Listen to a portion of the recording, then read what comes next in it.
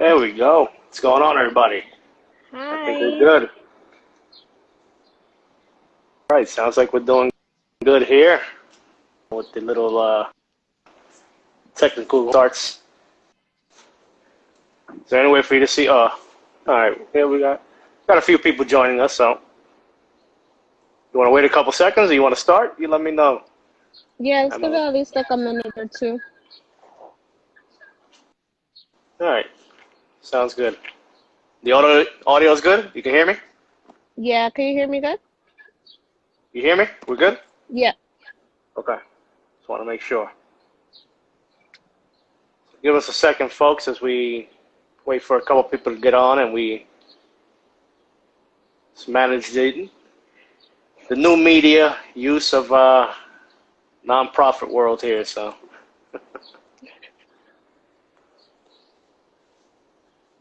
looks like a good backyard you're in, Emily. Yeah.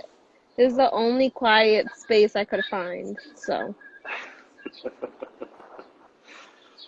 As long as there's a quiet space to find, I know. The yeah. baby, baby's a lot different than the I have, but the older kids make noise too. So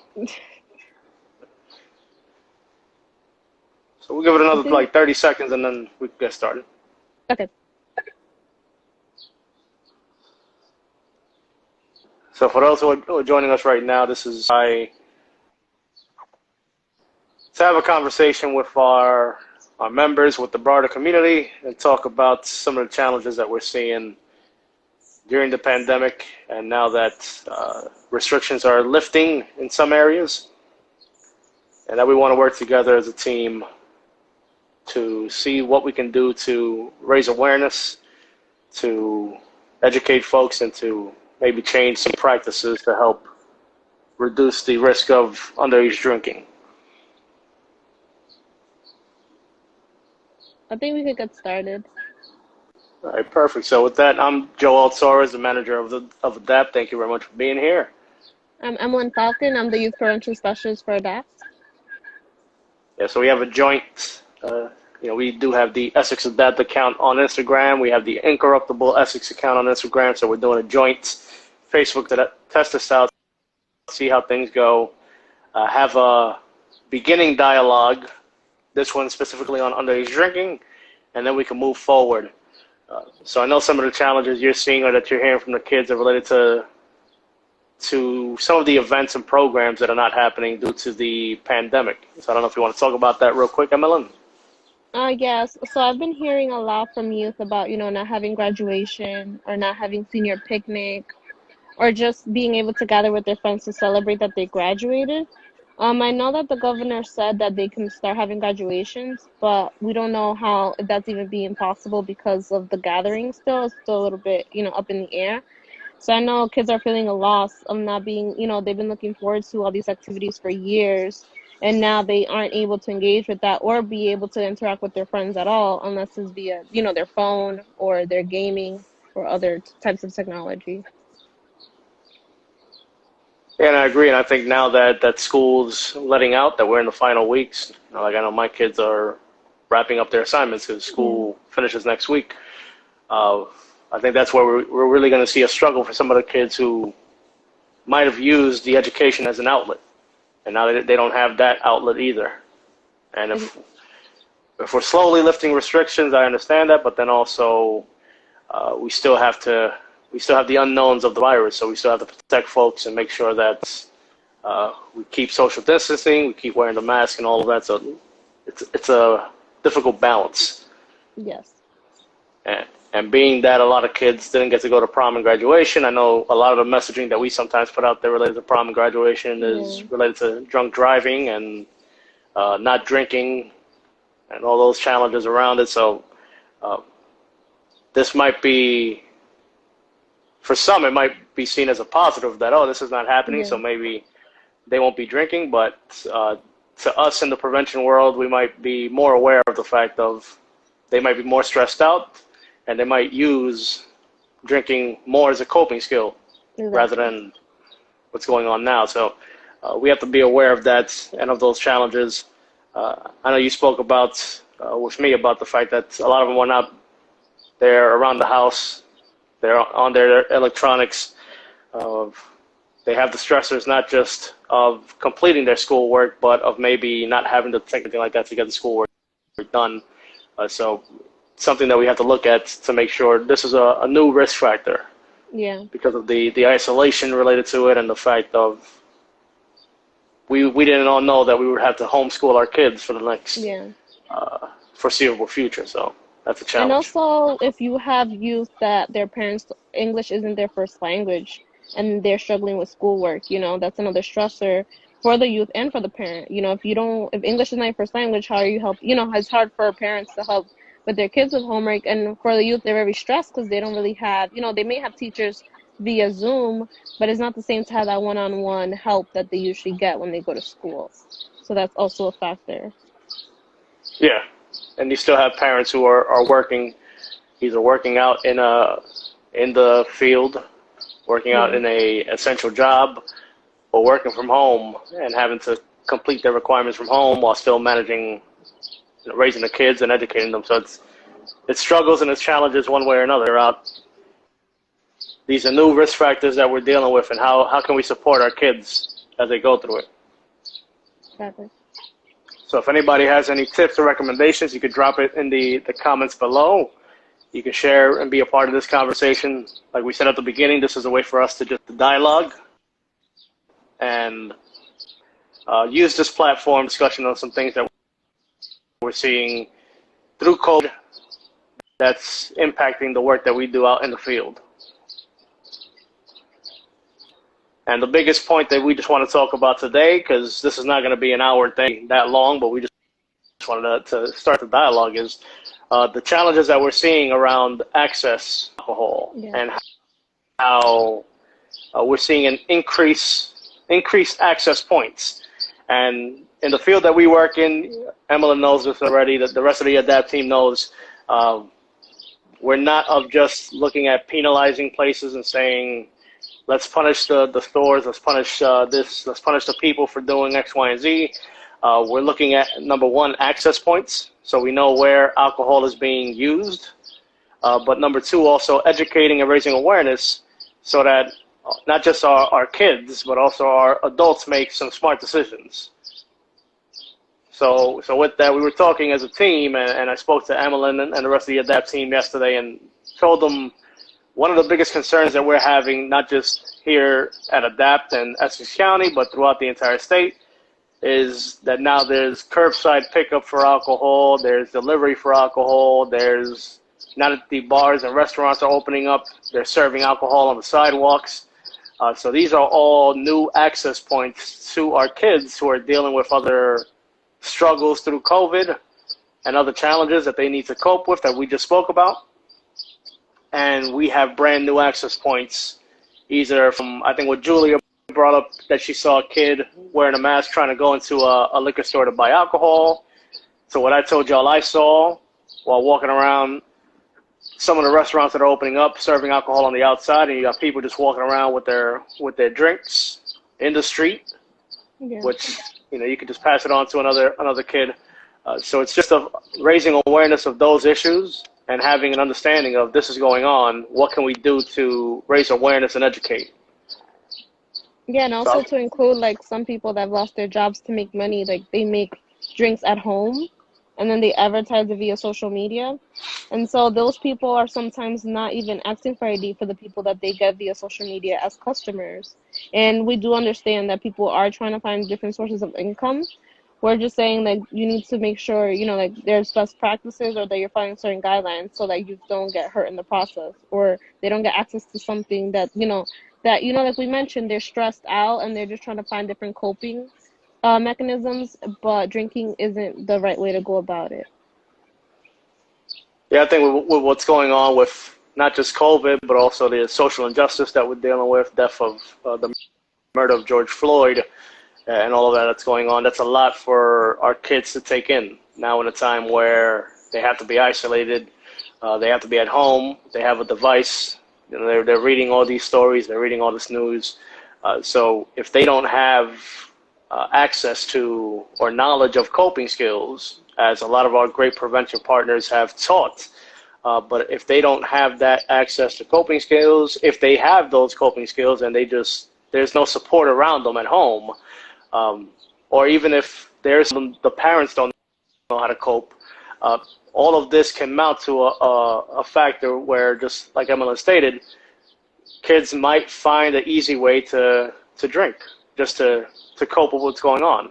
And if we can't find ways to, number one, help them get services and support to cope and to learn how to cope during times of crisis like we're dealing with now, and then number two, reduce the access points, then we're not doing the best job that we can as a team at Adapt. So that's kind of why we want to start this conversation first and foremost through Instagram Live and move this forward to the rest of the members. If anyone who's watching right now has any thoughts or feedback on what they're seeing in the streets, but as we stated, we've seen experience either young individuals are going into liquor stores trying to buy because they're wearing a mask, they look a little bit older, or there's stores and restaurants who are feeding folks or serving alcohol out on the sidewalks, and then that's just a free travel around.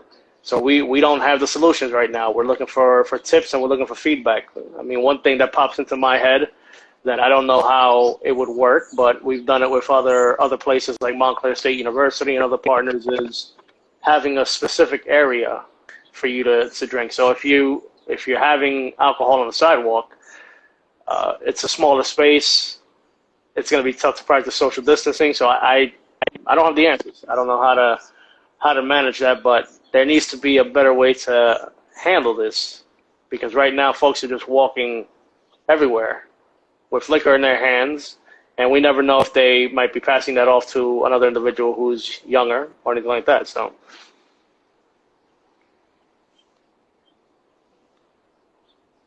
just as youth are also seeing parents drinking more at home due to stress or social Zoom happy hours. Yeah, So that's a that too. good, yeah, that too. I mean, if you think about it, now that restaurants are closed, parents have no, usually you go out with your friends to, like to decompress or happy hour, and now you're drinking at home. Like, your youth are seeing you drink, and if they haven't seen you drink before, we don't know, like what effects that can have too, as an influence. Not saying that you can't, drink at, I mean, parents are stressed too, you're trying to balance work and, when you're trying to help your kids finish school, and it's a new normal, we didn't expect this to happen. And if you have more than one, child and your different age groups, and schoolwork is hard for different people, it's different, it's a lot of stresses that are going on. Uh, Yeah, I think also conversation piece. So if parents have a conversation with their kids and kind of have a dialogue on responsible drinking yeah. at your age, I think that's also a possibility. Going to Justice's point, that's a possibility to turn that into a positive and have a conversation and have dialogue of, number one, healthy habits for your children, but also healthy habits for yourself. Yeah. It's a reminder to yourself, I'm showing my kids something. Let me center myself. Let me make sure that I'm presenting a proper image of being responsible to my kids. So it's a reminder for healthy habits, not just for yourself, but for the kids as well. And then I think Gwenera had posted, youth are learning and observing coping mechanisms, including substances. So kind of the same thing. They're learning that as a coping mechanism from their parents.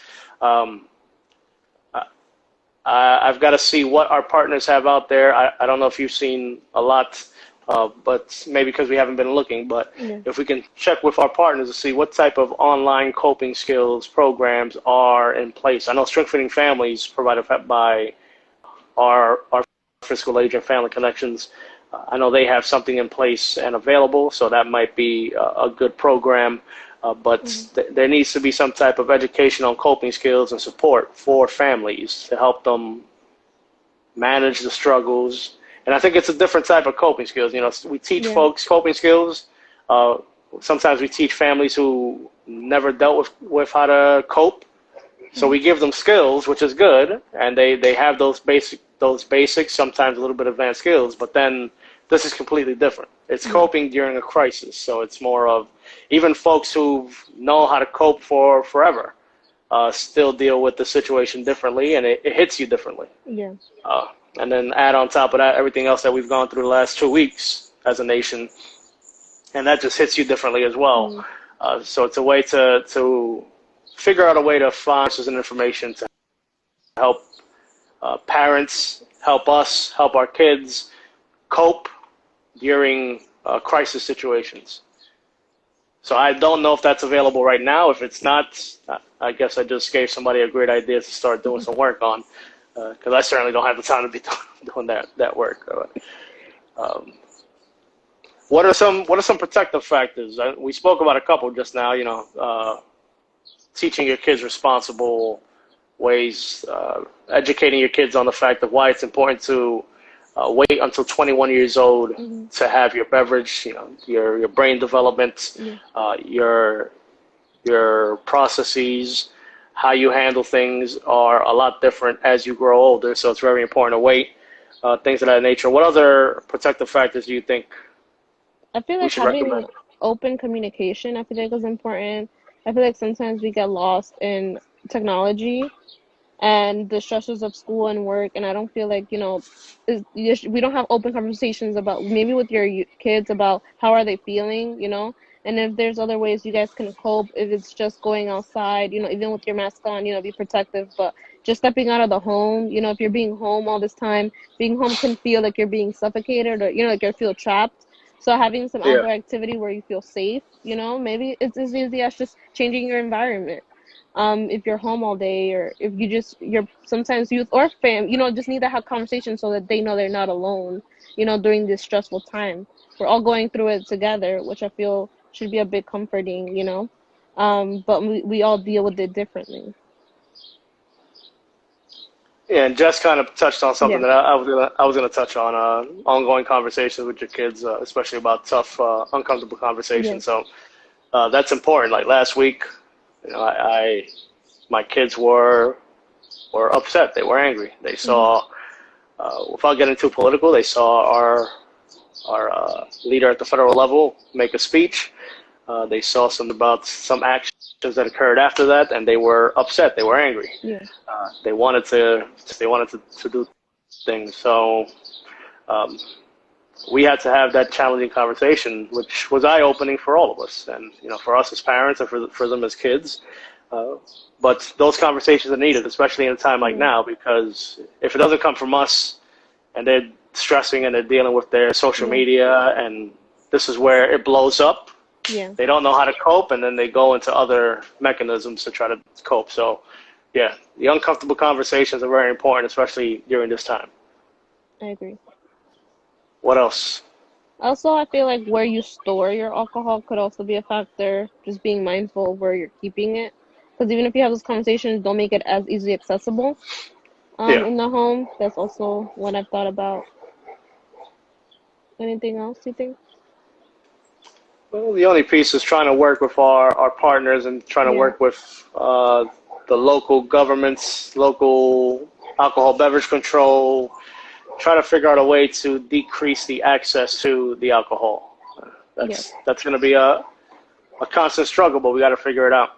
And that's a good Yeah. conversation for us to start having, not just us, but also our membership. I agree.